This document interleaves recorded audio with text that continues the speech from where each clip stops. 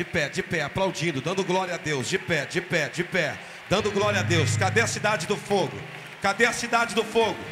Vamos bombar de fogo aí agora. Xarabacandarabacai.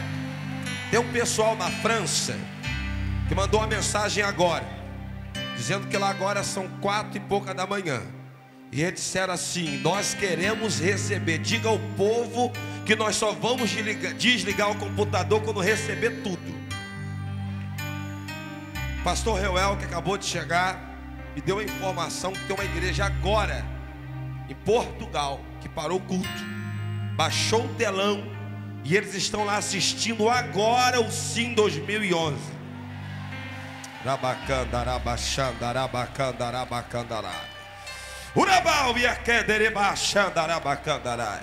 Aleluia! Glória a Deus! Aleluia! Há uma presença forte de Deus nesse lugar. É com muita alegria e honra que nós recebemos mais uma vez, aleluia, pastor Reuel Bernardino, vice-presidente dos Gideões Missionários da Última Hora, com sua família. No final ele vai estar concluindo e dando a bênção apostólica sobre nós. Mas eu queria que você ficasse ligado aí agora. Aleluia, vou fazer igual ontem.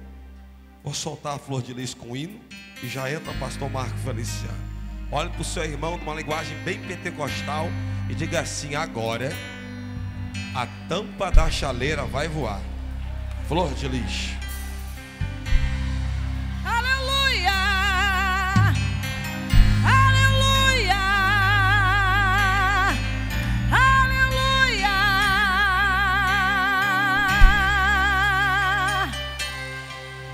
Escuta bem o que eu vou dizer aqui. Bem fresquinho agora. Lá no Complexo do Alemão estão assistindo pela internet também. E lá tem uma situação difícil que está acontecendo desde ontem. E um rapaz estava sendo levado para ser assassinado. E foi na hora que nós começamos a rodar aqui e dizer que Deus virou cativeiro, virou. E essa mãe virou lá dentro da casa dela, ela disse que rodou lá, virou lá.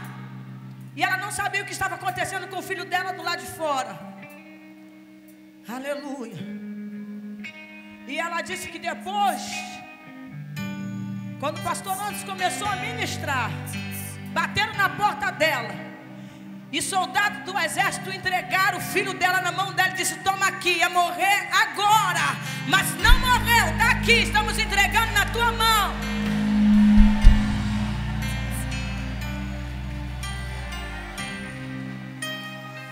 É Deus virando o cativeiro, é Deus mudando a história. Aleluia, aleluia, aleluia, aleluia, aleluia.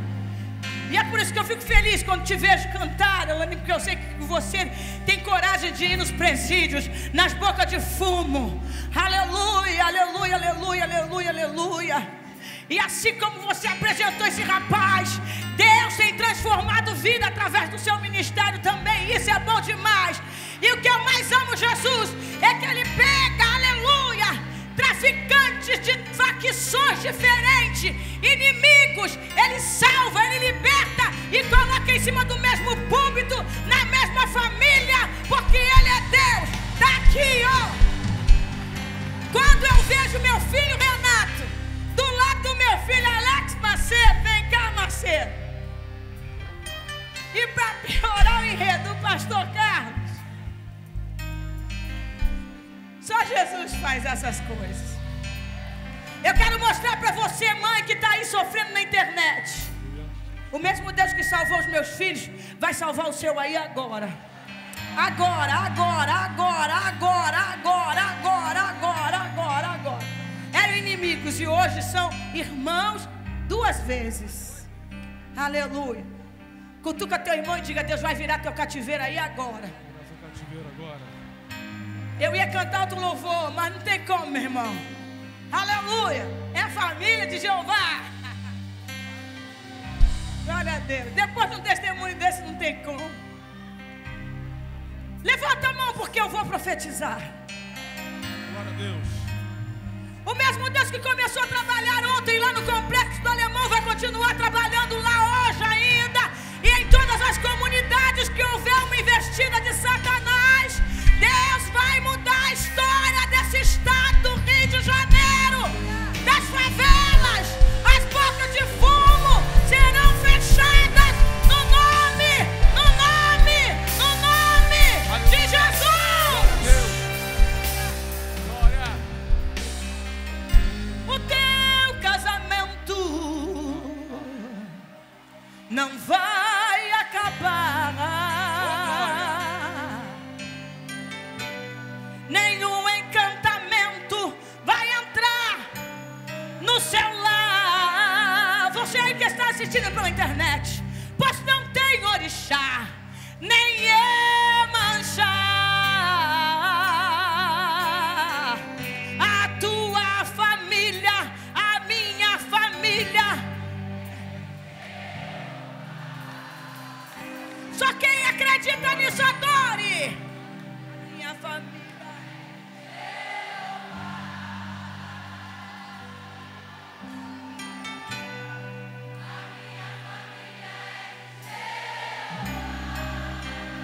Onde tiver um capeta vai cair no por terra agora.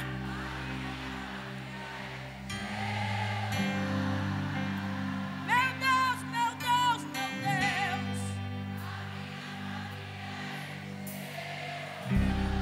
Aleluia.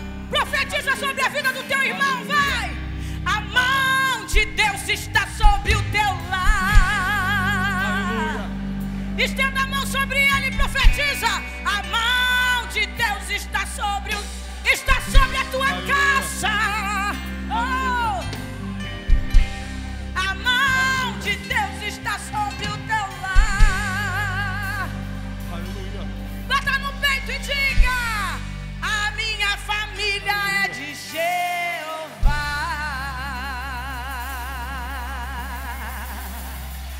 Arabaraba, arabacai, aramai,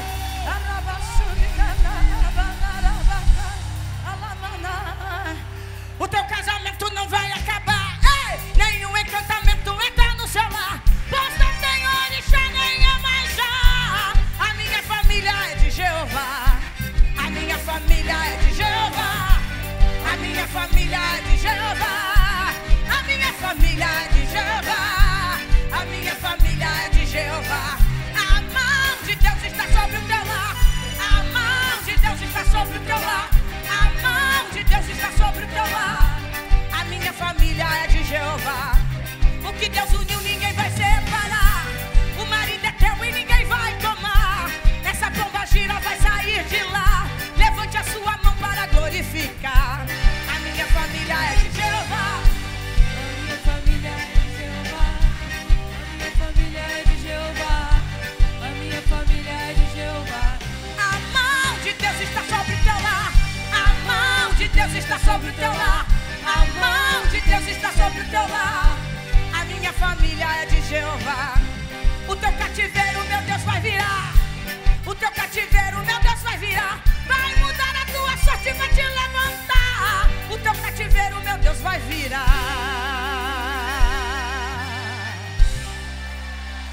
Quem te viu chorando vai te ver cantar.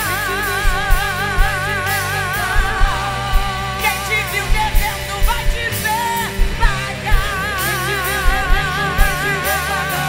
Quem te viu de bicicleta vai te ver voar. O teu cativeiro, meu Deus, vai virar. Só quem acredita na virada do cativeiro tira o pé do chão e pisa na cabeça do diabo. O teu cativeiro, meu Deus, vai virar. Ei! O teu cativeiro, meu Deus, vai virar. Vai mudar a tua sorte, vai te levantar. O teu cativeiro, meu Deus, vai virar. Vai virar, vai virar, vai virar, vai virar, vai virar, vai virar. O teu cativeiro, meu Deus, vai virar. Vai virar, vai virar, vai virar, vai virar,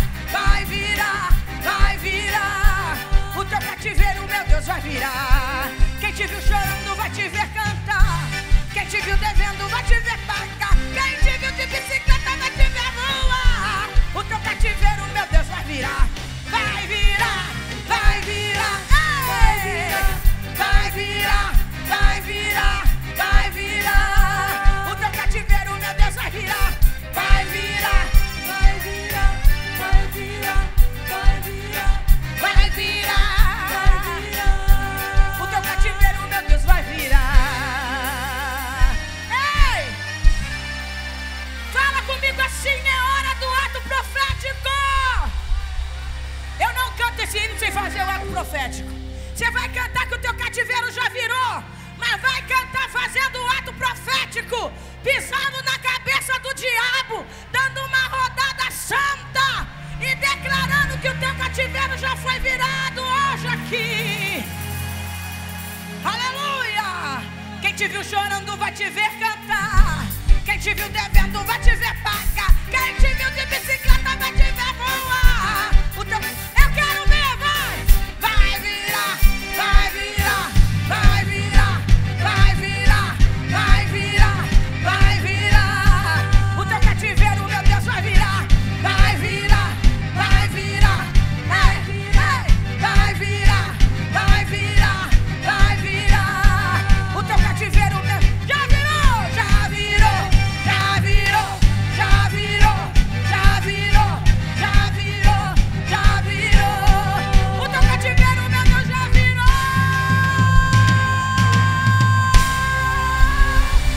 Aleluia!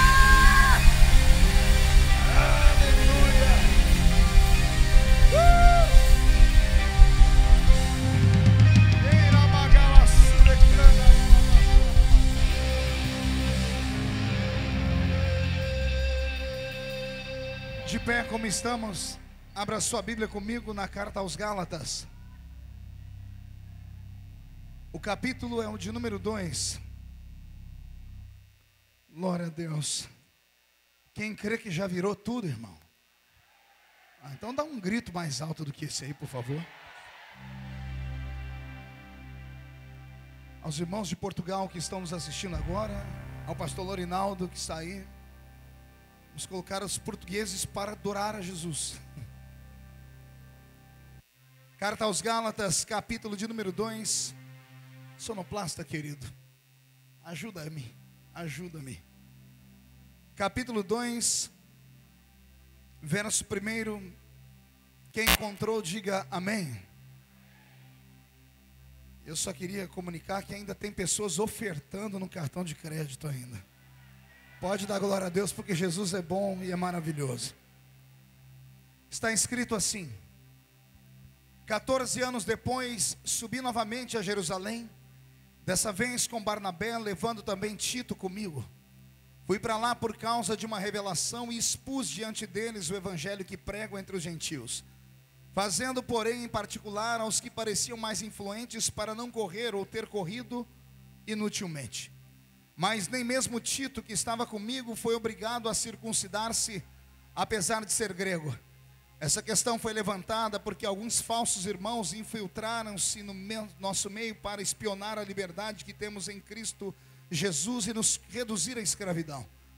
Não nos submetemos a eles nem por um instante, para que a verdade do evangelho permanecesse com vocês. Quanto aos que pareciam influentes, o que eram, então não fez diferença para mim. Deus não julga pela aparência. Tais homens influentes não me acrescentaram nada. Ao contrário, reconheceram que a mim havia sido confiada a pregação do evangelho aos incircuncisos, assim como a Pedro a pregação do evangelho aos circuncisos. Pois Deus, que operou por meio de Pedro como apóstolo aos circuncisos, também operou por meio do meu ministério para com os gentios. Reconhecendo a graça que me fora concedida, Tiago, Pedro e João, tidos como colunas, estenderam a mão direita a mim e a Barnabé em sinal de comunhão. Eles concordaram em que devíamos nos dirigir aos gentios e eles aos incircuncisos. Somente pediram que lembrássemos dos pobres o que me esforcei por fazer. E a igreja diz amém. Coloque a Bíblia no banco, na cadeira, pegue na mão da pessoa mais bonita do seu lado. Isso. Ficou difícil, hein? atravesse o corredor, a faixa de Gaza, o lugar que te separa. Aperte a mão da pessoa com carinho até ela falar aleluia. Pentecostal que não faz barulho, está com defeito de fabricação, não é? Vamos orar.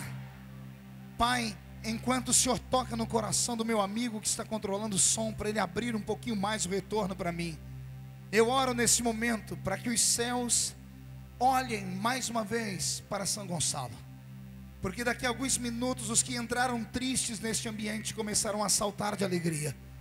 Os que vieram se arrastando devido às lutas diárias, daqui a alguns momentos, Senhor, não voltarão se arrastando mais para casa, voltarão voando nas asas de um novo tempo por uma revelação da sua palavra.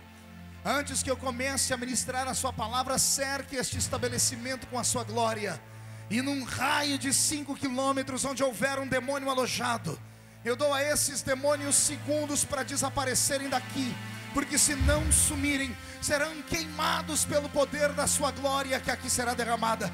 Rasga o céu sobre esse congresso uma vez mais, e envia do céu para a terra uma comitiva de anjos, que estes anjos desçam trazendo brasas de fogo nas mãos, comecem a esparramar estas brasas entre nós, e onde houver um crente cheio do Espírito Santo, pega ele nesta noite, Jesus, e mostra o caminho da verdadeira adoração. Fala conosco, profundamente toca o nosso coração, é o que eu lhe peço agora e sempre, em nome de Jesus. E a igreja que é soberana diz amém. E os que podem, tomem seu assento aplaudindo a Jesus, porque Ele é grande, porque Ele é tremendo, porque Ele é maravilhoso, porque Ele é rei. Glória a Deus. Querida igreja que está presente, igreja que nos assiste via internet, amigos do Evangelho, simpatizantes da nossa fé, a mensagem que o Senhor colocou no meu coração nesta noite não é para neófitos, não é para pessoas que se escandalizam com pouca coisa. Aqueles que se escandalizam com pouca coisa ou não são acostumados a ouvir uma palavra que eu costumo chamar de tutano de Jeová, pelo horário eu já te aconselho a se arrumar e ir para casa, porque ainda dá tempo de você assistir um pedacinho do Corujão.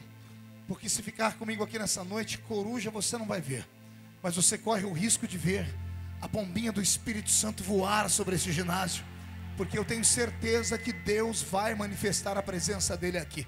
E se tiver meia dúzia de crentes pentecostais doidinhos por Jesus e puderem dar um grito só para empolgar o coração desse pregador aqui, eu vou ficar muito feliz, muito satisfeito.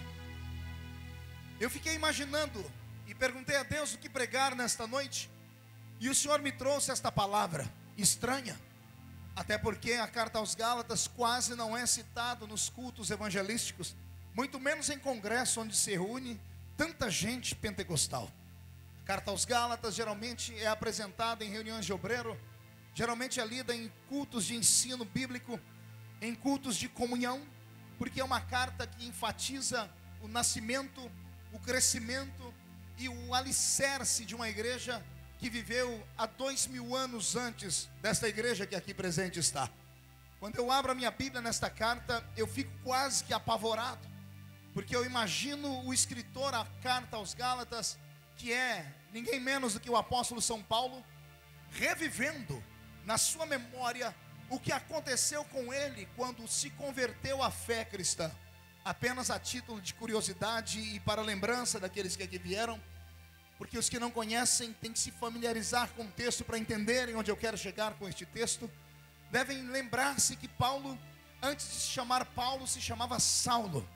E quando Saulo era um inimigo de Deus, era uma pedra no sapato da igreja que crescia num tempo em que a palavra igreja ainda não era empregada. Esse homem chamado Saulo, quando ministrava lá no judaísmo, porque era um doutor da lei e um dos maiores entre os fariseus, tomou conhecimento de que uma espécie de seita, que foi apelidada a princípio por O Caminho, havia crescido, e crescendo estava tanto, que estava atrapalhando a fé dos judeus. Então ele, que era um homem de pequena estatura, violento por natureza, que carregava traumas na sua alma devido à sua baixa estatura, devido a ser um homem calvo, numa época em que ser fariseu era quase que se candidatar à lei do nazireado. E os que conhecem a Bíblia lembram que o nazireu era aquele escolhido no ventre de sua mãe, que tinha que deixar o cabelo crescer, porque era um sinal de poderio diante de Deus.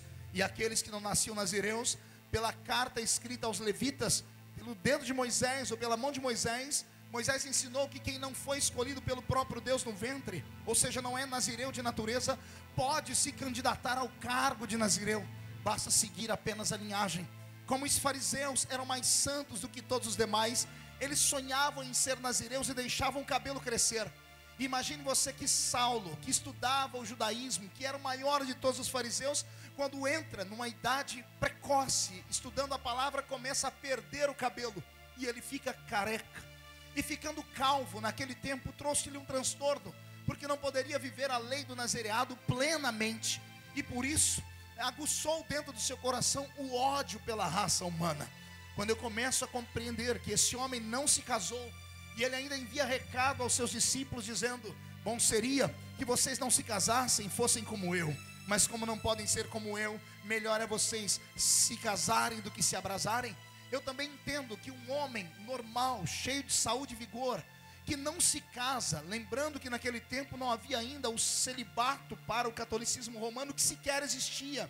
Então um homem judeu que com todo vigor gostaria de deixar a sua semente para a posteridade, que queria se casar e tinha ainda a prerrogativa de nos seus ancestrais alguns se casarem mais de uma vez, vejo esse homem não se casar, começo a pensar que ele não aceitava a sua própria aparência, por ser um homem pequeno, por ser um homem com uma cabeça agigantada, por ser um homem que tinha a calvície exacerbada.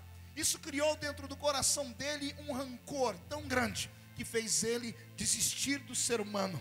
E então ele verte toda a sua raiva e a sua ira contra essa nova seita que está nascendo na terra. Ele só não sabia que não era uma seita, ele só não sabia que não era uma daquelas religiões que já existiam naquela época, como as religiões instituídas por Hammurabi, por Buda, por homens que haviam criado seitas naquele Oriente Médio, onde faziam os homens adorarem a Baal, a Astarote, a Zera, a Marduk e tantos outros deuses daquela Mesopotâmia antiga. Ele não sabia que esta chamada seita havia sido instituída por alguém que não conhece a derrota, havia sido alicerçada não na filosofia dos homens, mas num sangue que desceu no alto do Calvário, havia sido comprada com todo o rigor da fé. E esse homem que havia fundado esta religião não era só um homem. Nas suas palavras no futuro ele revelaria à igreja, ele mesmo sendo Deus, não teve por usurpação ser igual a Deus. Ou seja, o baixinho de Tarsis não sabia onde estava se metendo. E pelo que eu conheço um pouco da história, e fiquei muito feliz quando conheci a história, porque dei gargalhadas, eu entendo que esse baixinho só ganhou fama porque ele consentiu na morte de Estevão. Alguém se lembra de Estevão aqui? Quem se lembra de Estevão, o primeiro mártir da igreja? Paulo assistiu em loco o assassinato de Estevão. Assistindo o assassinato de Estevão, como ele era a maior autoridade presente naquele momento, poderia ele parar com o assassinato de Estevão, mas ele não fez. De cima do seu cavalo, ele comandou a morte de Estevão e assistiu em loco aquele homem de Deus ser assassinado por pedras e pauladas. Só que o que todo fariseu fazia é que quando alguém era apedrejado em praça pública, ou isso era feito com pederastas ou homossexuais, ou era feito com prostitutas, ou era feito com hereges, esse agora chamado de herege estava sendo apedrejado, todo fariseu se aproximava do herege para ouvir os seus últimos gritos, porque a pessoa, como via que não tinha escapatória, antes de morrer, ela abria a boca e jogava pragas, ela abria a boca e falava palavrões, e esses palavrões e essas pragas embasavam o seu assassinato, e todos os que estavam jogando pedras e paus diziam: está vendo? É por isso que estamos matando esse homem, é por isso que estamos fazendo dele isso, porque ele é um herege, é um homem que fala palavrões e coisas mais. A única dificuldade foi que quanto mais perto de Estevão ele chegava, menos palavrões ele pensava ouvir, não conseguia ouvir nenhum, não conseguia ouvir nenhuma palavra de maldição, pelo contrário, ele ouviu Estevão abrir a boca 2 vezes só. Na primeira vez, ele ainda estava consciente, sentindo muitas dores. Estevão abre a boca e imita o seu Salvador. No alto da cruz, Jesus liberou uma palavra e Estevão pegou para ele, e sendo apedrejado, gritou para todo mundo ouvir: Pai, perdoa-os, porque eles não sabem o que estão fazendo. Isso criou uma fúria nos judeus, que jogaram mais pedradas esperando ele liberar uma palavra de grito, de maldição. Mas ao invés de ouvir isso, ouvem a segunda palavra. E a segunda palavra mexe com o coração de Deus, porque a segunda palavra é essa. Estevão olha para o céu e diz: eis que vejo os céus abertos e o Filho de Deus assentado à sua direita. Tendo dito isso, ele expira e morre. E quando ele morre, Saulo não consegue entender como é que um homem consegue viver debaixo de pedradas e não liberar palavras de maldição. Isso, ao invés de despertar nele a fé, cria nele uma fúria. O pequeno Saulo recebe então o apoio de Roma, que coloca à sua disposição 3 guardas pretorianos. Quantos guardas eu disse, igreja? 3 guardas pretorianos, somado aquele homem de 1,5 metro, são 4 homens. Repita comigo, 4. Não, um pouquinho mais alto, diga 4. A cotovela do seu irmão, diga, memorize isso, 4 homens apenas. Pergunte para mim, por que o senhor falou para eu memorizar, pastor? Simples, para você entender o que é que o diabo faz quando ele encontra na frente alguém que tem medo. A história de Saulo de Tarso, mais 3 soldados, foi fazendo que igrejas que estavam estabelecidas naquela terra antiga se fechassem. Você não deve se lembrar, então vou te memorizar aqui. Quando Pedro pregou o seu primeiro sermão e instituiu a igreja de Jerusalém, 3.000 almas se converteram em uma só pregação. Imagine um pastor começar uma igreja com 3.000 crentes na frente dele. As igrejas que foram crescendo a partir de Jerusalém eram igrejas lotadas de pessoas, porque esses viam sinais. Mas a fama de Saulo ia à frente. E quando Saulo chegava em uma cidade, já não tinha mais igreja para fechar, porque lá chegou o espírito do medo, dizendo: está vindo aí aquele que matou Estevão, e ele vai matar os crentes desse lugar também. A história diz que mais de 10 cidades onde Saulo chegou não tinha crente para ele expulsar, porque os crentes amedrontados saíam correndo da presença daquele baixinho. Ou seja, a fama dele era maior do que ele. Até que um belo dia, ele está indo no caminho de Damasco, na estrada mais antiga que ainda existe nesse mundo, e no meio do caminho ele bate de frente com uma parede invisível, uma parede feita com a glória de Deus, uma parede que eu chamo de Shekinah, concreta. Quem é que aparece diante dele senão Jesus de Nazaré? E aqueles que são teólogos já devem ter parado para pensar o que eu parei para pensar um dia. Jesus havia concluído o trabalho dele na terra, havia subido ao céu, mas eu envio outro para ficar no meu lugar. Se a igreja já tinha o Espírito Santo, Jesus não tinha que descer mais aqui, igreja, sabia disso? Assim como no Velho Testamento, de Gênesis a Malaquias, foi só Deus Pai que operou, do começo do Novo Testamento é só Jesus que opera até a sua morte e ressurreição. Na sequência, quando ele vai ao céu, é o Espírito Santo que opera. Como por exemplo, nós falamos que Jesus está aqui, todavia, ele está aqui pela presença do Espírito Santo, porque corporeamente falando, Jesus não está aqui. Corporeamente falando, ele está sentado à direita de Deus Pai, e os serafins estão voando ao redor dele, cantando: Santo, Santo, Santo, Santo é o Senhor dos exércitos. E São Gonçalo está para ficar cheio da sua glória, se esses crentes abrirem a boca e der um grito de aleluia e glorificarem o Senhor. Então imagine você, o que eu estou dando aqui é uma teologia alta. Na época de Deus Pai, foi só Deus Pai quem operou no Velho Testamento. No princípio do ministério da igreja, foi Jesus quem operou. Quando ele vai ao Pai, ele diz: eu vou e mando outro para ficar no meu lugar. Era para o Espírito Santo cuidar da igreja. Mas de repente, encontramos Jesus no meio do caminho de Damasco. E isso mexeu comigo, porque Jesus não tinha que descer mais aqui.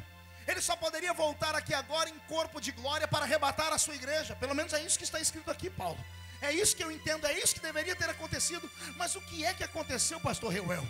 Que Jesus saiu do céu e veio para baixo e encarou um homem só.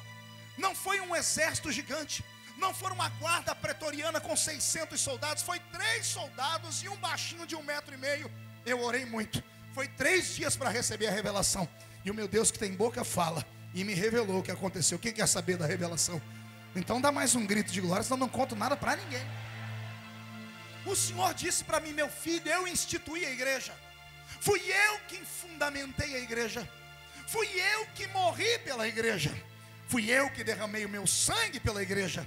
E fui eu quem deixei um versículo na Bíblia que nenhum crente deve jamais esquecer. Eu deixei escrito assim: esta é a minha igreja, e as portas do inferno não prevalecerão contra ela. Pastor, explica melhor. Explico. Jesus falou comigo: filho, nem Pedro, que era feroz, que era valente, que andava com uma espada debaixo da roupa dele, nem Pedro, que tinha quase 1,83 m de altura, que poderia ter encarado aquele baixinho e mais 3, teve coragem de parar aquele homem. Nem João teve coragem de parar na frente daquele homem. Nem a igreja de Jerusalém, com 3.000 crentes, era 3.000 crentes, botar aqueles 4 no meio e linchar eles, ou ganhar eles para mim. A igreja se amedrontou. E Jesus disse: se não tem homem para defender a minha igreja, eu defendo, porque a igreja é minha. Fui eu que plantei, fui eu que morri, e sou eu quem defendo ela. Se você não entendeu, eu vou repetir de novo. Esta palavra é revelada para você.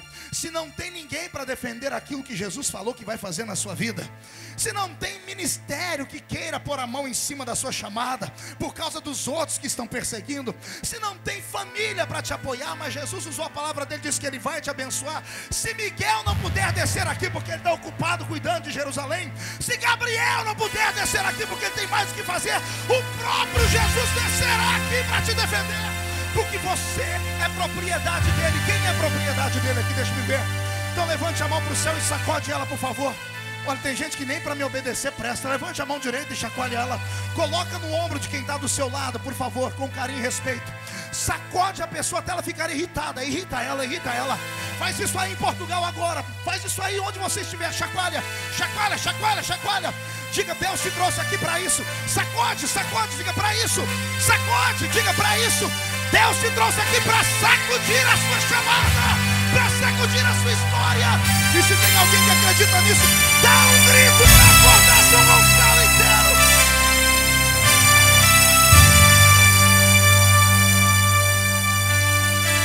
Eu já estou com o corpo todo arrepiado aqui. Quem é o homem? Quem é o herdeiro de Adão e Eva, que pode achar que pode meter o bedelho naquilo que Deus escolheu? O meu Deus mata e dá vida. Ele abre a porta e fecha a porta. E por causa do que ele prometeu para você, nem que ele tenha que inventar o que não existe ainda, ele vai fazer. Porque ele não é homem para mentir, nem filho do homem para se arrepender daquilo que ele fala. Então, em nome de Jesus, trata de melhorar esse rosto aí, que isso aqui não é um restaurante barato onde você come jiló. Aqui você está comendo o melhor que tem nessa terra. Eu não consigo imaginar você ficar mais 5 minutos me olhando com esse olho seco, parecendo olho de sapo que morreu no dia de enchente, com essa boca travada, essa boca de aço, essa língua de ferro, esse queixo de concreto. Onde é que estão os pentecostais do Rio de Janeiro? Eu queria ouvir um grito deles. Eu acho que agora eu te acordei, né? Ramastei aqui a mandoroba suri de caralabás. Jesus explode a glória dele na frente do pequeno Paulo, ou Saulo. E quando a glória dele estende na frente de Saulo, a glória é tão profunda que derrete os olhos dele. A escama, Sandra, não é escama. O fogo de Deus queimou os olhos dele. Eu tenho um pensamento, Reuel. Jesus não desceu ali para falar com ele. Jesus desceu ali para matar ele. Jesus desceu ali para fulminar aquele desgraçado. Porque aquele homem estava tocando na menina dos olhos de Deus. E ninguém toca na menina dos olhos de Deus. Se tiver alguém aqui que morrer e não for para o céu e chegar no inferno, põe o dedo no nariz de Stanley e manda um recado meu para ele. Fala assim: cadê o comunismo, desgraçado? Cadê o nazismo que sepultou tantos irmãos nossos? Onde é que estão os filósofos? Onde é que está Nietzsche nesse momento? Deve estar pelando no inferno, porque ele gritou que o Deus dos cristãos estava morto. Podem falar o que quiser com esta igreja. Levantam os reinos e os reinos caem. Levanta os filósofos caem. Esta igreja existe e daqui saltará para a eternidade. E se a trombeta tocar daqui a 5 minutos e daqui só 2 subir, eu sou o primeiro. Quem é o segundo? Deixa eu ver. Então reage!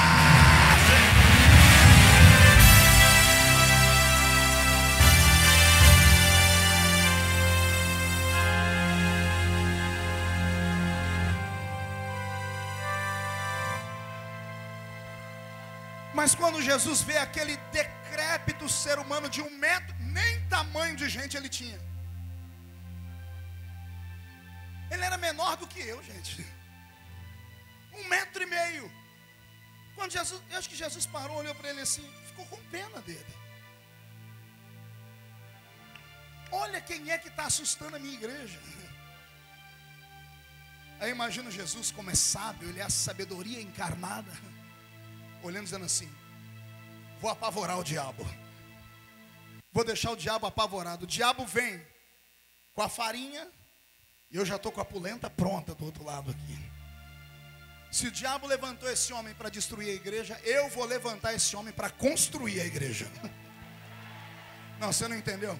Pense num Deus maluco. E eu falo isso com todo respeito, Senhor. Respeito, desculpa. Pense num Deus que vê o que ninguém vê. Imagine alguns anos atrás aqui no Rio de Janeiro, Roberto Marinho da Globo, não é esse aqui não. O Roberto Marinho da Globo chamando o Leonel Brizola para fazer propaganda da Rede Globo. Consegue imaginar isso? Impossível. Igual óleo e água não combinam. Pense, Jesus pegar o homem que matava os crentes para ajudar a escrever metade da Bíblia que você usa debaixo dos braços. Não, você não entendeu, eu vou repetir. Pense num Deus que sabe pegar a maldição, cortar os braços dela, as pernas dela, moldar e transformar em bênção. Pega essa palavra. Toda arma forjada contra ti antes do dia 31 de dezembro. Jesus vai mostrar para você por que ele deixou o diabo fazer aquilo. É só para poder mostrar ao diabo que ele tem poder. Tudo que foi usado contra você será a bênção que Deus vai usar para colocar asas nas suas costas. Você vai voar. Quem quer voar? Quem acredita que pode voar? Então não dá um grito agora não. Dá um berro de glória a Deus.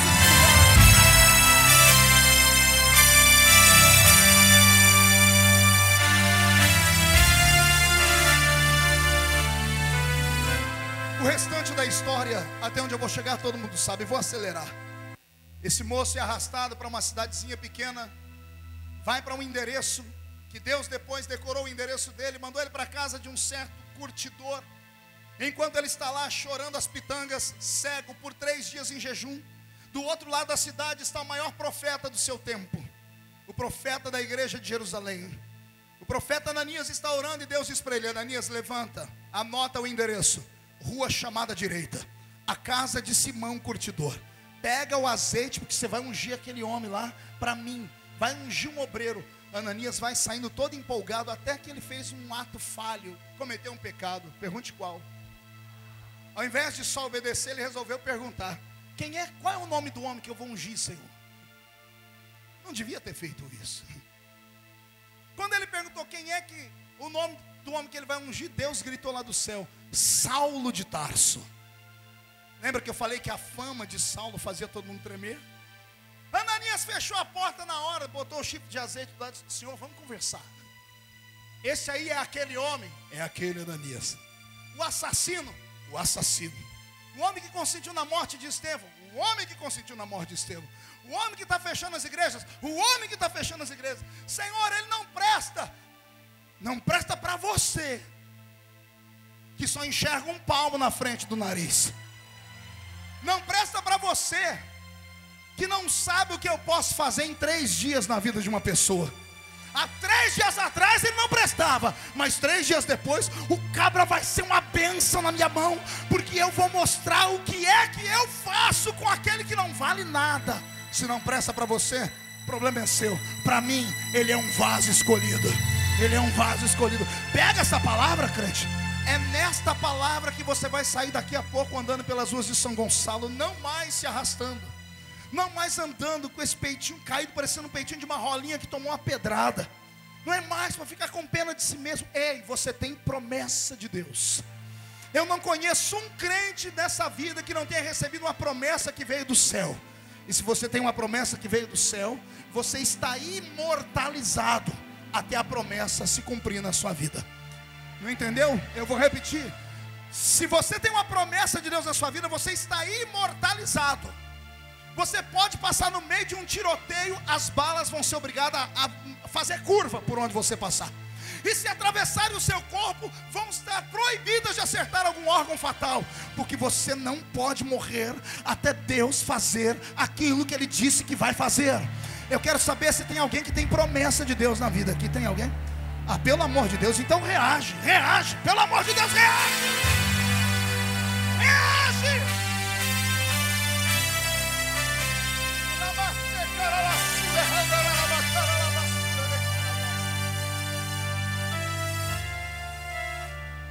Ungir um homem. Começou a pregar, deu tumulto. Ele pregava melhor que os demais apóstolos da igreja. Pergunte por quê. Os apóstolos tinham uma revelação. Andaram com Jesus e tudo que sabiam, ouviram de Jesus. Aí vem um homem que aprendeu aos pés do doutor Gamaliel. 8 anos de teologia. Quando ele abria a boca para falar, além de falar com propriedade, ainda vinha a unção que ele tinha junto. Não entendeu? Vou repetir. Pedro pregava por inspiração, mas era só um pescador. João pregava por amor e inspiração, mas era só um pescador. Aí vem um baixinho de 1,5 metro que Jesus deu graça, mas quando ele abre a boca para falar, todo mundo faz assim, ó. O homem é uma enciclopédia. Você vai ver anos mais tarde ele disputando teologia e falando poemas, disputando com os epicureus, os estoicos.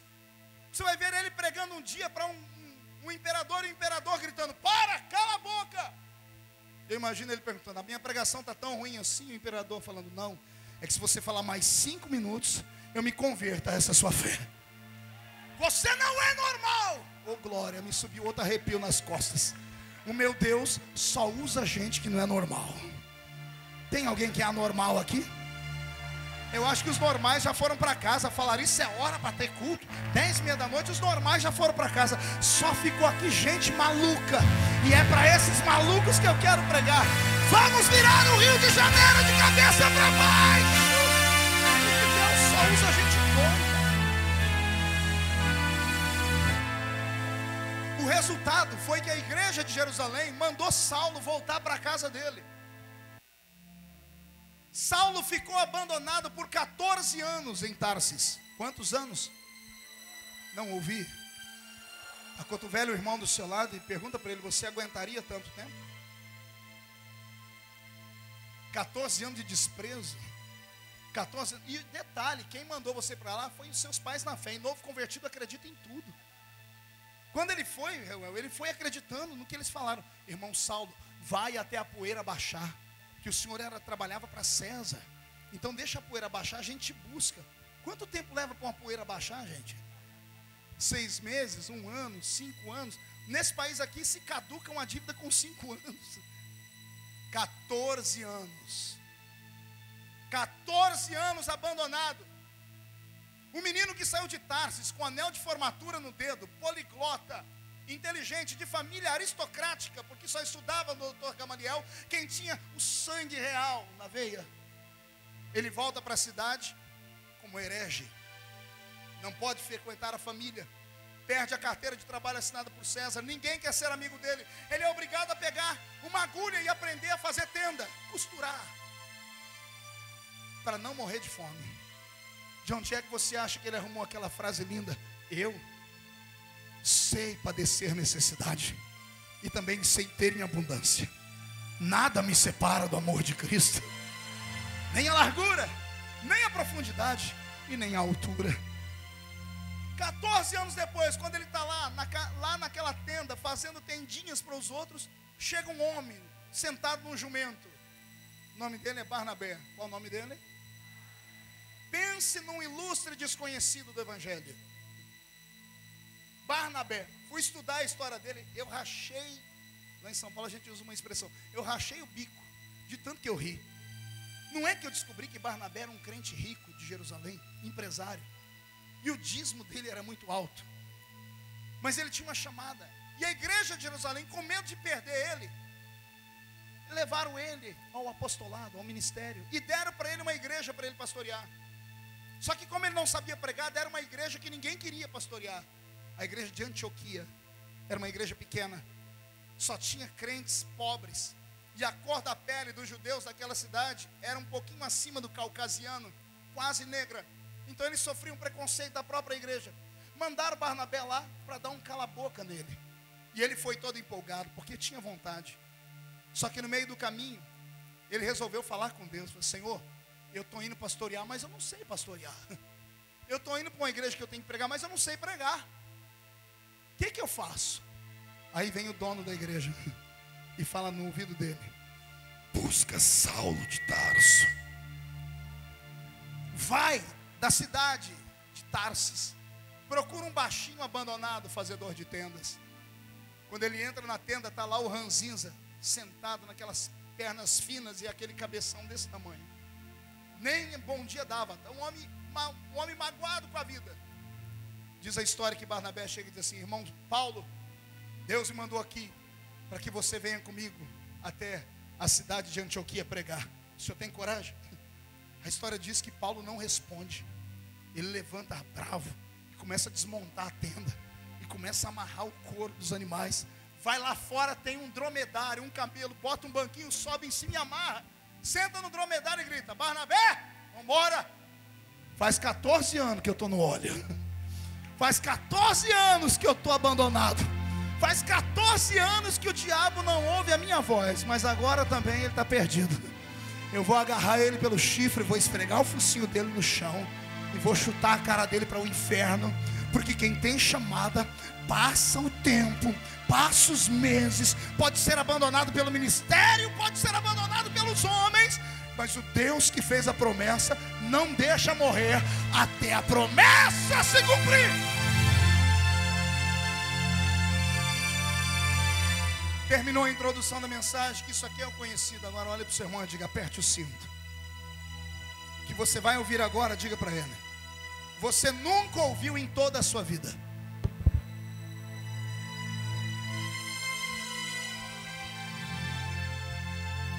É revelação. Eu estudei o texto que eu li aos Gálatas e me apavorei, porque foi o Paulo que nos ensinou: se aparecer alguém pregando um outro evangelho, seja anátema, maldito. Quantos evangelhos há então? Um. Não estou falando dos livros dos evangelhos. Evangelho é boas novas. O nascimento da igreja é o evangelho. O crescimento do cristianismo é o evangelho. Quantos evangelhos existem, portanto, igreja? Não ouvi?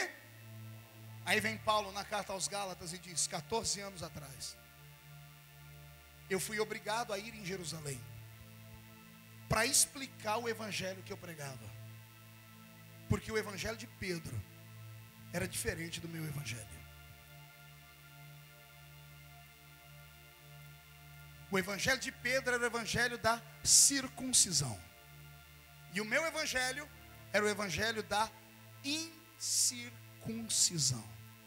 E aí meu mundo desmoronou. Falei: Jesus, Paulo falou uma coisa e agora ele mesmo está dizendo que ele tem um outro evangelho. Me explica isso. Quando eu descobri também, eu fiquei mais crente do que já era. E é isso que eu vou contar para vocês agora. Mas não tem como contar se eu não narrar a história.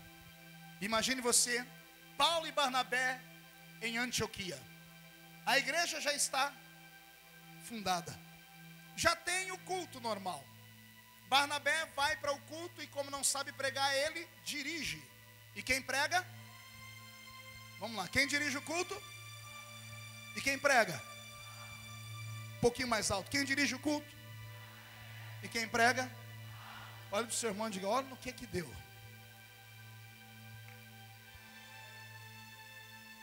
Paulo começa a pregar e Barnabé começa a olhar para comparar, porque Barnabé é crente da convenção, é o obreiro da convenção, e não pode sair nada do normal, porque se sair dá gancho. Então ele fica vendo esse Paulo pregar. Ele dirige o culto, canta os hinos, ministra oferta e tudo, e Paulo começa a pregar, e ele com a cartilha de Jerusalém. Paulo está pregando e o povo dá um glória a Deus. Ele olha, lá quando Pedro prega, o povo dá glória a Deus também. Até aqui está tudo bem. Ele começa a pregar e mais crentes dão glória a Deus. Ele diz: isso é bom, porque lá com Pedro acontece também. Daqui a pouco Jesus começa a batizar os crentes em Antioquia com o Espírito Santo. Mas ninguém dá glória a Deus, não? E Barnabé olha e diz: glória a Deus, porque em Jerusalém acontece isso também. Só que como aquela igreja estava morta, no culto seguinte, a igreja enche. E Barnabé diz: qual a palavra? Paulo, porque conhece mais do que eu. E Paulo começa a pregar. E Jesus começa a encher, os crentes começam a dar glória a Deus. Barnabé diz: isso aqui tem em Jerusalém. Os crentes começam a falar em línguas, isso aqui também tem em Jerusalém. Os crentes são batizados com o Espírito Santo. E Barnabé: glória a Deus, o ministério está cumprido, porque isso tem em Jerusalém. De repente, no meio da alegria, Paulo manda todo mundo ficar em silêncio. Barnabé quase tem um infarto. O que aconteceu, Paulo? Por que você parou o culto? Isso nunca aconteceu em Jerusalém. Calma. Aquele irmão ali, ó, que falou em línguas, fica de pé, por favor, amado. Eu? Sim, o senhor. O senhor sabe o que o senhor falou? Sei não. Eu recebi o batismo com o Espírito Santo e falo uma língua que eu não entendo. Pois é, mas eu entendi tudo que o senhor falou.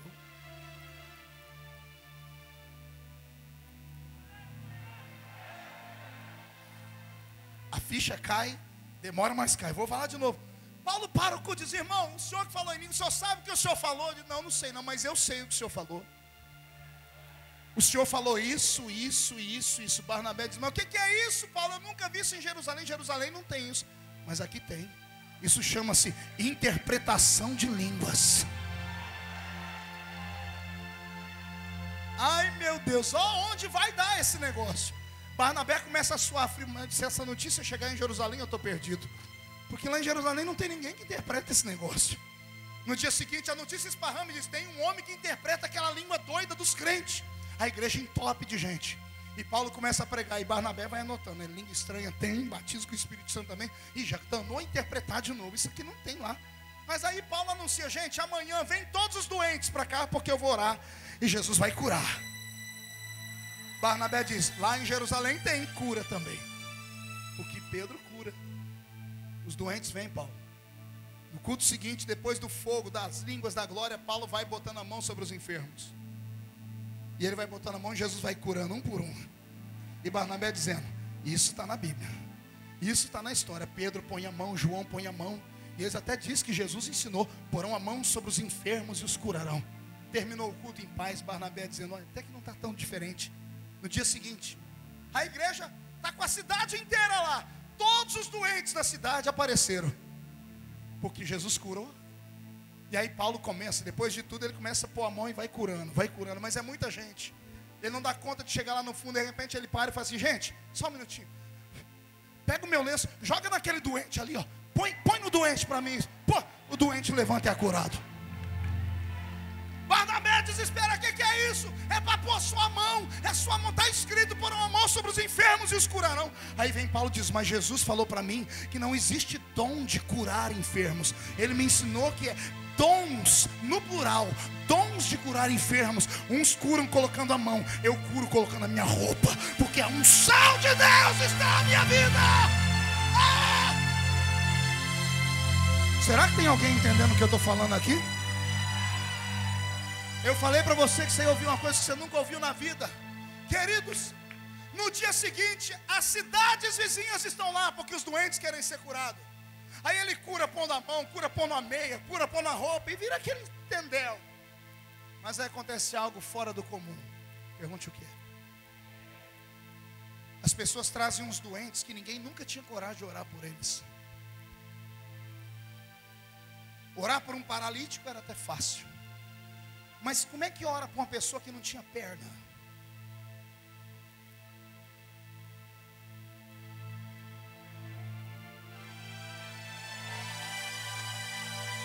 Aparece gente sem braço, gente sem olho. E Barnabé vê Paulo levantando na unção de um gigante, indo lá e botando a mão no toquinho do braço e dizendo: braço cresce, cresce. E o braço apavora, perna cresce, vai desenrolando o osso com o nervo. Alguém acredita nessas coisas ou não? Barnabé cai de joelhos: sabe o que é isso? E Paulo diz: é um dom que Jesus me falou, é operação de maravilhas. Não tem em Jerusalém, mas tem aqui em Antioquia. Deus não revelou aos grandes, mas revelou aos pequenos. Pastor Emerson, recebe esta palavra. Essa cidade será uma cidade de fogo, porque a partir de hoje o Ministério Flor de Lis receberá aquilo que Deus não deu a Jerusalém. Deus vai dar aqui em Antioquia. Todos que achavam que tinham, vão ver que não tinham nada, porque quem faz é Deus. Eu profetizo uma unção de prodígio sobre esse ministério. Libera a palavra do ministério. Alguém crê nisso? Então recebe na sua mão também esse dom. Recebe esse dom. Eu profetizo que a partir de amanhã, quando você andar pelas ruas dessa cidade, a sua sombra vai levantar os paralíticos. Eu quero que o diabo vá se lascar no inferno, porque esta igreja tem dono.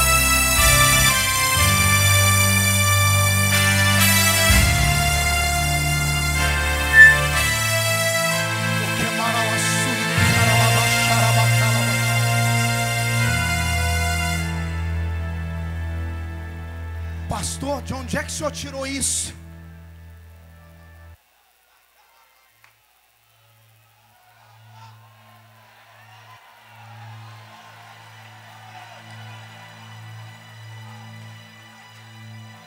No dia seguinte, Paulo está pregando, e ao invés de mandar a congregação inteira calar a boca para ele interpretar uma língua, ele aponta o dedo na cara de uma mulher e diz: cala-te, demônio. E Barnabé se apavora. Irmão Saulo, o senhor chamou a mulher de demônio, ela está falando em línguas. Não são línguas do Senhor. Como assim? São línguas do quê? O Senhor me deu um dom: discernir espíritos. Jerusalém não tem, mas em Antioquia tem. Porque Deus manda onde os homens não querem. Ele manda onde ele tem liberdade para entrar. Anderson, por que você acha que essa igreja está cheia em pleno domingo? 11 horas da noite.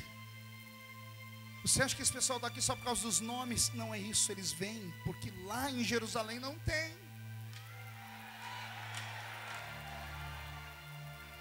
Por que o Brasil se desloca para ir em Camboriú? Gente, passa 30 dias andando de barquinho para chegar lá, porque Jerusalém não tem. As pessoas vão lá na ilha, naquele fogo, porque eu me lembro a última vez que eu estive lá, você falando comigo, que os americanos ligavam na sua casa e disseram: não deixa apagar isso. Estou mentindo? Por quê? Porque em Jerusalém não tem. Mas tem que ter alguém com coragem de encarar o clero de Jerusalém. Senhoras e senhores, vocês conhecem a minha vida talvez mais do que eu. Falta espaço para colocar cicatriz nas minhas costas. Poucos apanharam como eu apanhei nesse Brasil. Com Deus, e glorifico, porque em momento algum eu voltei atrás naquilo que eu sabia que era verdade. Deus não procura gente forte, mas Deus busca gente de coragem. Deus ama homens de posição. Deus ama homens que têm coragem de brigar, morrer e matar por aquilo que ele acredita. Não perca a sua fé. Não saia daqui dizendo apenas que o culto foi legal ou uma bênção. Saia daqui treinado para você operar com sinais, prodígios e maravilhas. Para de ficar assistindo a televisão de madrugada, vendo Jesus curar na igreja dos outros, e você sentir inveja, e você chorar, e você duvidar. Deus vai dar para você, porque o Deus daquele homem da TV é o Deus da sua igreja. Reage! Pede. Paulo planta a igreja da Galácia. Ele planta a igreja de Tessalônica. Ele passa por Decápolis. Ele prega pela Panfilha, Frígia, e vai parar dentro da Grécia. Aí acabou. Chegando na Grécia, ele entra em Corinto, a cidade do paganismo. E em Corinto ele planta a igreja mais poderosa do mundo. Pense numa igreja que para você cultuar lá dentro tinha que chegar cedo. E segundo, pegar uma senha com o diácono lá na porta. Pergunta para quê? Para saber que hora que você podia profetizar. Porque todo mundo na igreja era profeta. Não entendeu? Eu desenho. Aqui agora é Corinto. Você está na igreja de Corinto. Olha para o irmão da esquerda. Esse aí tem o dom de línguas. Olha o da direita. esse interpreta essas línguas. Olha o que está atrás, esse expulsa demônios. Olha o que está na frente, esse cura todo tipo de enfermidade. Olha o que está lá naquele canto, aquele tem o dom de operação de maravilhas. Olha o outro de lá, aquele tem a palavra da ciência e do conhecimento. Olha o que está na frente, esse tem o dom de revelação, é um raio-x. Pense cultuar numa igreja assim, é o meu sonho, é o sonho do Rio de Janeiro, é o sonho de Deus para Niterói e São Gonçalo, é o sonho de Deus para este galpão aqui.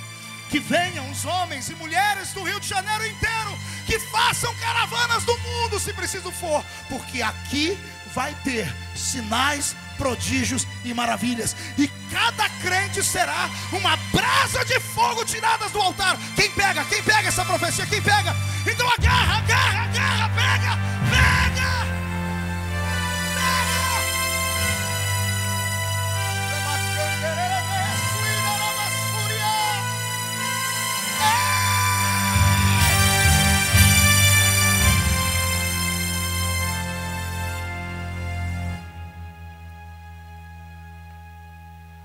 Depois de plantar um monte de igreja,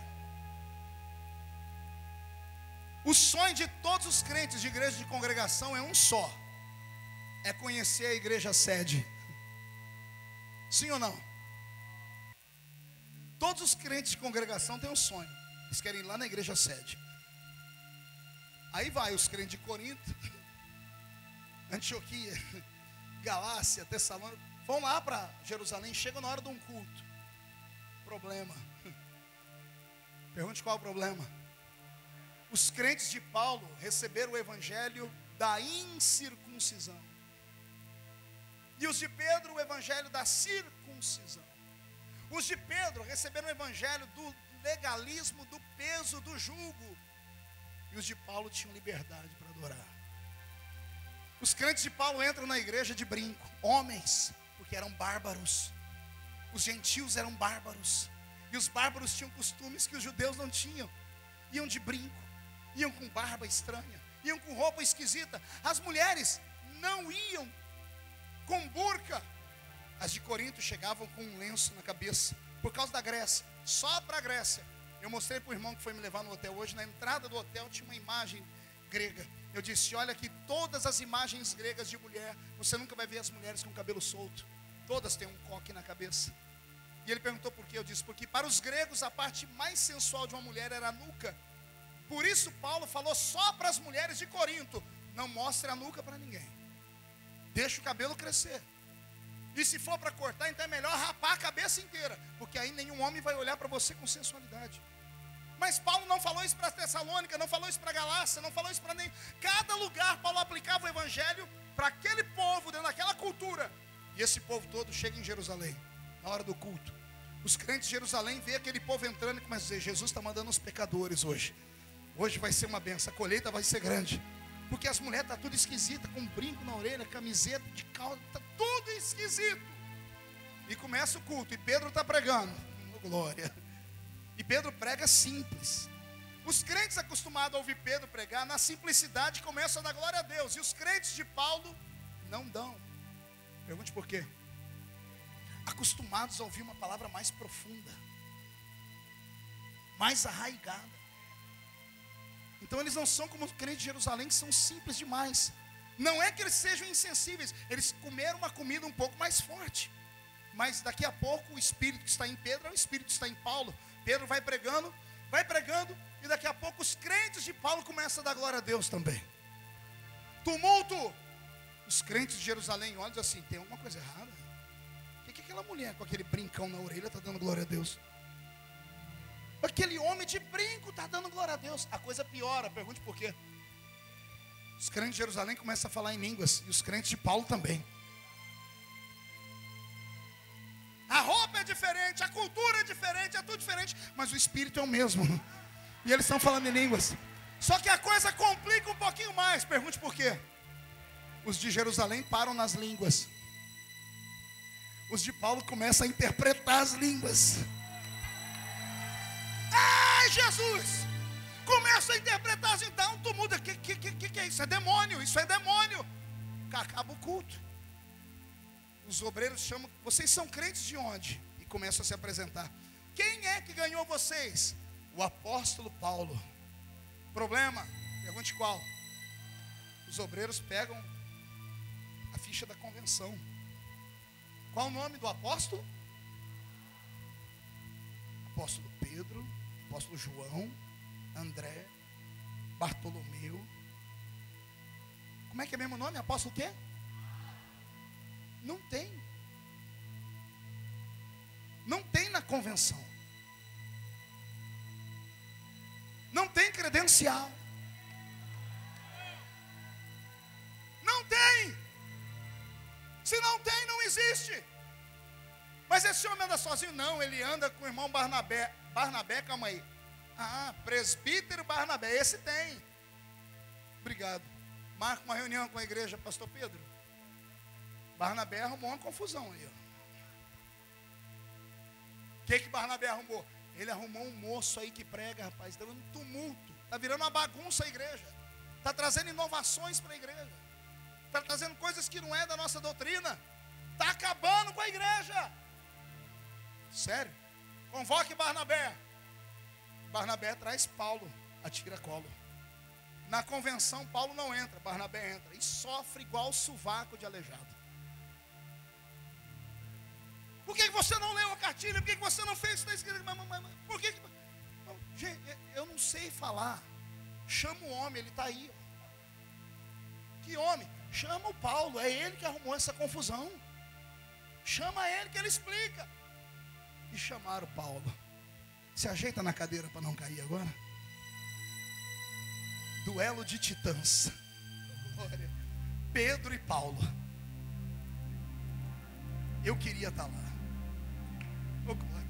Os dois maiores nomes do evangelho, Pedro e Paulo. Pedro 1,80 m, e lá vai fumaça. Paulo 1,5 m. Pedro, pelo que eu estudei na psicologia, sanguíneo colérico. Paulo sanguíneo depressivo. Não vai prestar. Um fala, o outro retruca. Um não aceita o outro de jeito nenhum. Leia Gálatas mais para baixo, você vai ver. Eu tive que exortar Pedro com duras palavras. Está escrito. Ele disse, eu tive que repreender Pedro. Porque Pedro, quando veio conhecer o evangelho aqui ele aceitou. Mas quando veio chegar nos irmãos judeus, ele saiu de perto dos meus crentes. E aí Paulo vai no nariz de Pedro e diz, por que perto desses crentes você aceita e longe você não aceita? Será que você não entende, Pedro? Que Jesus te deu uma revelação e deu outra a mim. Você tem o evangelho da circuncisão.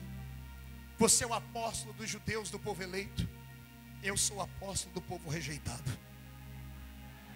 Eu sou o apóstolo dos brasileiros. Eu sou o apóstolo dos americanos, dos europeus. Ei, dá glória a Deus que eu fiquei emocionado agora. Ah, quando eu chegar no céu eu quero dar um beijo naquela careca gigante de Paulo. E vou falar, é por isso que eu amo os baixinhos. Cabra macho. Pedro e Paulo. Olha para o seu irmão, levanta a mão direita, faz um carinho. Diga, vai doer só um pouquinho. É triste. Mas você vai ver que as coisas não acontecem do nada. Quando Pedro e Paulo se reúnem, a primeira coisa que Pedro pergunta para Paulo, está escrito. É assim, ó. Quem te constituiu como apóstolo?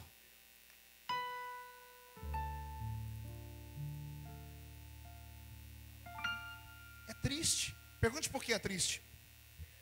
Eu imagino Paulo pensando, por que Pedro não pergunta para mim, como é que nasce braço onde não tem braço? Por que ele não pergunta como é que as pessoas se convertem? Por que ele não pergunta como é que as pessoas são salvas, cheias do Espírito Santo? Por quê? Desde aquele tempo, a igreja tem um problema. Ela se preocupa só com aquilo que ela consegue controlar. Ministérios grandes querem controlar, querem manipular. Não querem saber se Jesus cura quando você prega. Estão nem aí para saber se Jesus faz prodígios quando você ministra. Eles querem saber se eles falam assim para você, deita, e você deita. Levanta, e você levanta. Vira para a esquerda e você vira para a direita. Não querem ungidos, querem fantoches. E eu não sei você, eu não fui salvo para ser fantoche.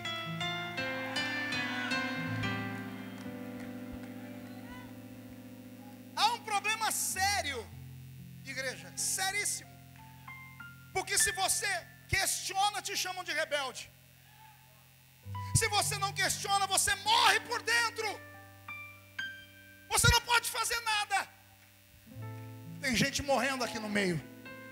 Tem pessoas morrendo, me assistindo pela internet, pelo mundo, porque são fiéis, foram ensinados, foi feita uma lavagem cerebral na sua cabeça. Você é obrigado a fazer tudo o que te falaram, mas ninguém se preocupa se você é feliz fazendo o que você faz. Se homens não se preocupam, receba a libertação nessa noite.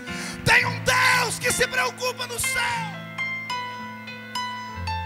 Pastor, mas se eu não fizer, vão tomar o que é meu. Ninguém toma o que é seu, bocó.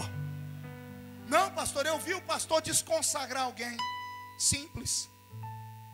Aquele que ele desconsagrou foi aquele que ele consagrou. Tem duas consagrações, na verdade só uma é verdadeira. Homem não consagra ninguém a nada. Homem não tem o dom de botar a mão na cabeça de alguém e falar, você vai ser pastor, recebe a unção de pastor. Não existe isso.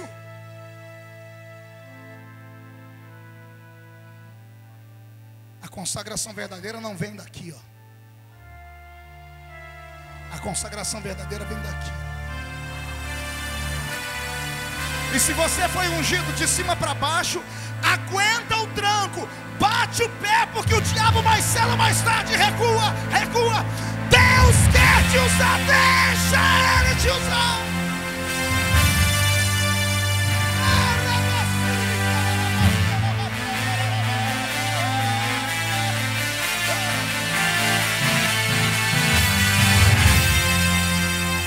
Estou terminando.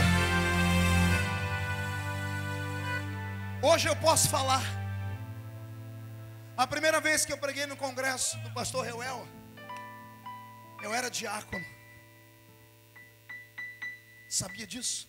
O maior congresso pentecostal do mundo. Fui pregar.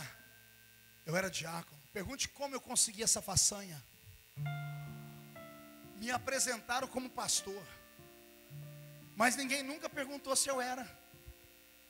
E como eu sou inteligente, fiquei quieto. Estou mentindo, pastor Reuel? Realidade. Toda vez que pastor Marco Feliciano, eu por dentro fui muito bem treinado. Eu recebo, tomo posse. Voltei o segundo ano, diácono. Aí o nome explodiu no mundo, né? Fui pregar fora do país, até que um dia lá no estado dele, eu entrei com um pastor dentro de um carro, pastor muito amigo, inclusive.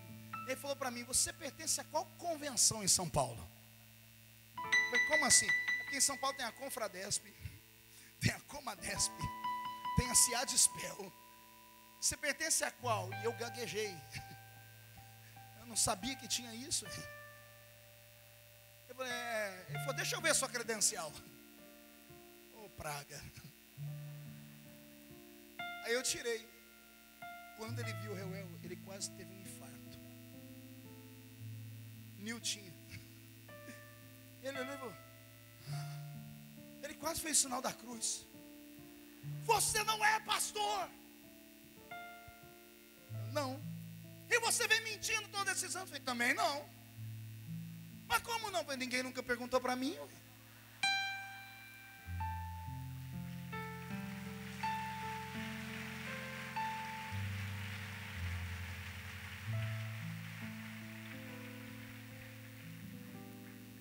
Aí eu fui falar com ele, mas o cego vê, o paralítico anda, os jovens estão sendo libertos. Ele diz, não importa. Se você não tiver a credencial, é porque o seu pastor não confia em você. E se ele não confia em você, você não prega mais nesse estado. Isso foi numa terça-feira. Na quinta-feira, o Brasil inteiro sabia que eu não era pastor. Todas as minhas agendas foram canceladas. Foi onde eu fui para Boston, chorando, porque eu não tinha dinheiro para comprar comida. E o pastor Uriel de Jesus, apóstolo, saiu de dentro do banheiro orando em línguas, que eu havia acabado de chegar com as malas, ele não sabia da minha história. Ele veio onde eu estava, botou a mão na minha cabeça e disse assim: se os homens não acreditam em ti, eu, o Senhor que te levantei, acredito. Fui consagrado a pastor fora do Brasil, imagine. Até hoje, onde eu nasci, não me aceitam como pastor. Mas o ano passado, por causa da nossa convenção, lá onde ninguém nunca foi consagrado, consagraram quase 1000 pastores, só para poderem votar na convenção. Então escute, essa palavra é para quem está ferido, com uma ferida que não tem cura, a ferida provocada pela religião. O crente ferido pela religião, ele é um crente depressivo, frio, machucado, e não consegue enxergar o futuro. Como nada na vida dele deu certo, ele acaba virando impedimento para os outros. E eu venho hoje, em nome de Jesus, nesse congresso, falar para você: se você voltar a acreditar na sua história, quem viver verá. Quem viver verá. Para ver onde Deus ainda vai colocar o seu nome, para ver onde sua história vai chegar. Eu quero saber se alguém acredita ainda que tem uma chamada divina nessa terra. Fique de pé comigo, por gentileza.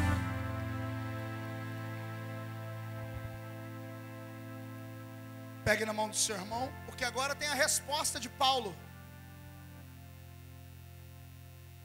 A resposta dele inspirou Paulo a escrever a primeira carta aos Coríntios.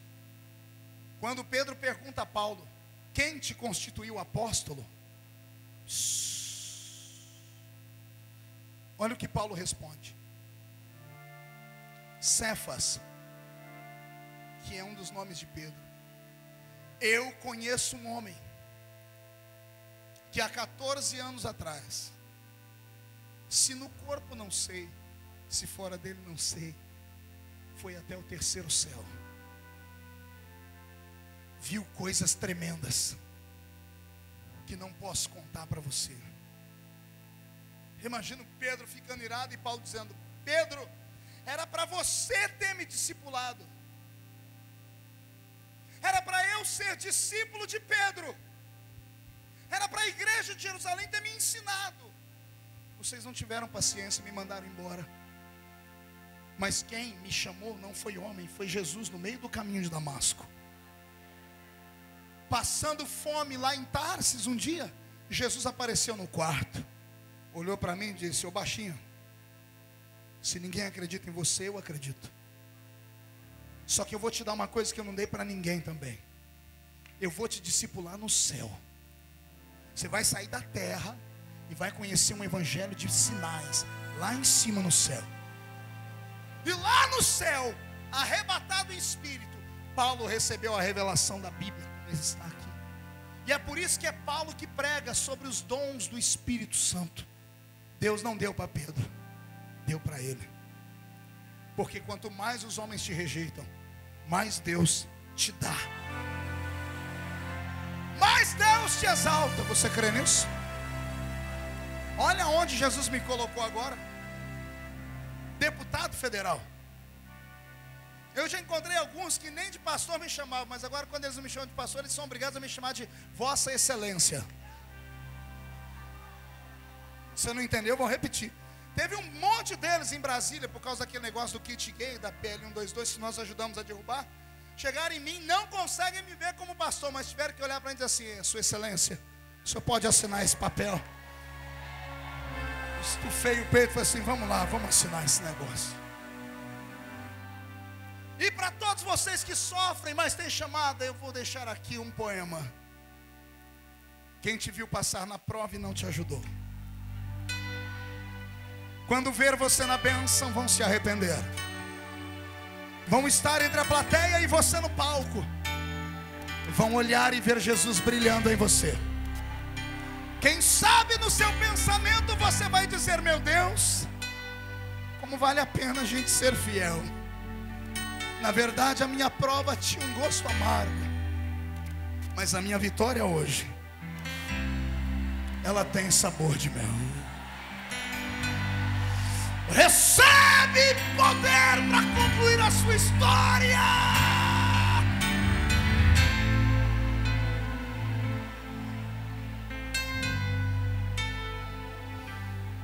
Incline a sua cabeça, por favor. Eu vou fazer uma chamada de altar. Pense 2 vezes antes de vir. Porque depois que você vier, se você já sofre, vai sofrer dobrado. Mas também, se aguentar o tranco, você vai ver o que Deus vai fazer na sua vida. Eu quero aqui na minha frente só quem tem chamada e foi rejeitado.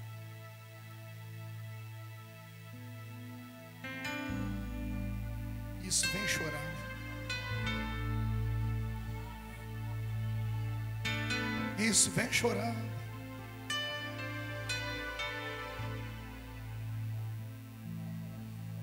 Ó Deus te chamando como chamou Abraão.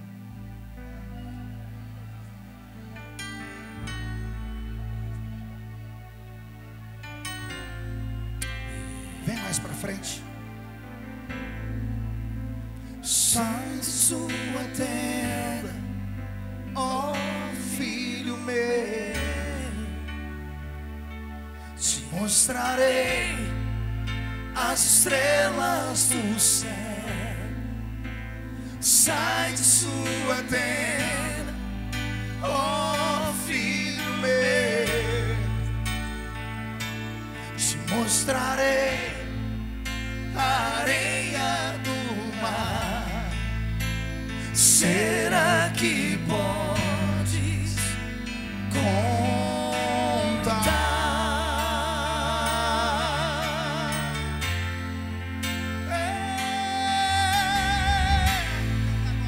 Será que podes imaginar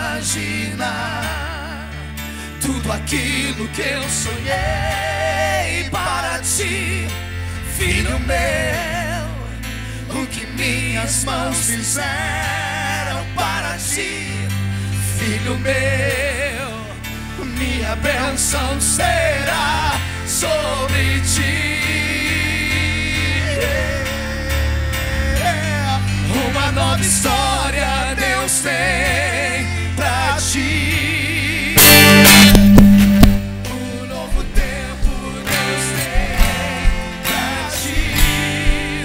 Tudo aquilo que perdido foi, ouvirei de sua boca, te abençoarei. Uma nova história Deus tem pra si. Um novo tempo Deus tem pra ti. Tudo aquilo que perdido foi, ouvirei de sua boca, te abençoarei.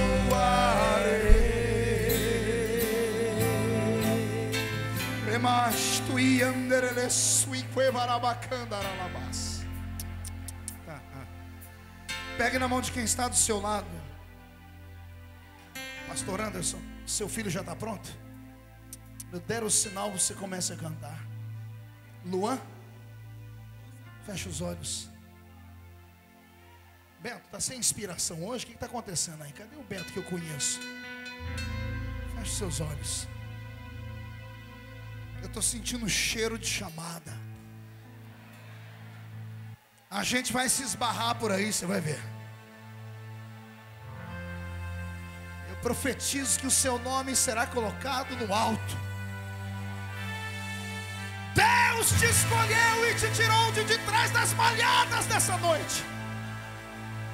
Pai, em nome de Jesus, esses corações machucados, essas vidas chorosas, esses crentes sem oportunidade, esses homens e mulheres que sofrem com a intolerância dos homens, que sofrem com a inveja dos homens, esses homens e mulheres que já não aguentam mais o preconceito, estão feridos, uma ferida que não se pode curar com mertiolate. Vem nessa noite. Vem nessa noite, Senhor. Vem nas asas do vento e faz cair sobre este lugar uma unção de consagração imediata. Libera o conhecimento da palavra. Libera os dons do Espírito Santo. Se Jerusalém não tem, Antioquia vai ter. Vai ter. Recebe a sua chamada.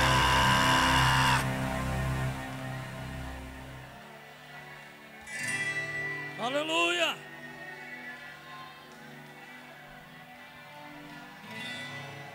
Oh, Deus.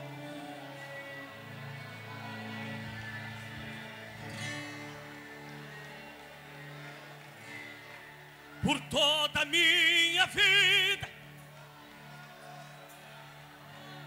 ó Senhor, te louvarei. Comece a adorar. Pois meu fôlego é a tua vida. Vai, quebra o protocolo, pula, grita, planta bananeira, salta, reage. Me cansarei. Se vocês têm chamada, recebam esse poder. Posso ouvir. Deus não usa gente voz. normal, recebe mais. Recebe mais. É mais doce do que o mel. É mais doce do que o mel. Que me tira desta cova e me leva até o céu. Já vi fogo e terremoto. Já passou Pega o fogo aí. e o terremoto. Vento forte que passou. O vento forte já passou, cadê você? Se alegra. Já vivi tantos perigos. Senhor, coloque sapato de fogo nos pés desses homens e mas tua mulheres. voz Coloque me uma acalmou. brasa de fogo na mão deles.